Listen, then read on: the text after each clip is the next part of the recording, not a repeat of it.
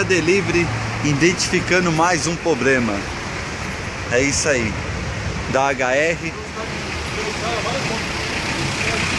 Ano 2008.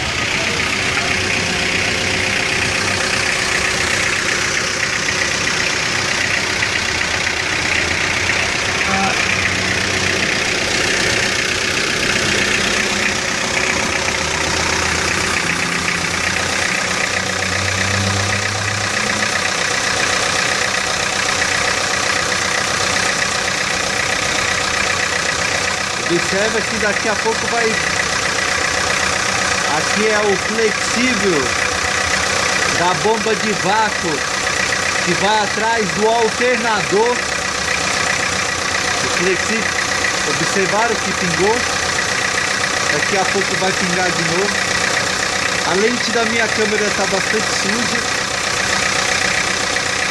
Isso que não está acelerando com pressão. Se acelerar com pressão aí vai pingar menos. Ó, vai surgir o pingo de novo.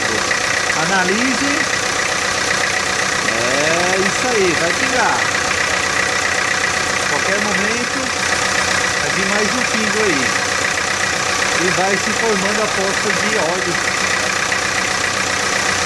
Realmente esse carro tá possante, vazando óleo.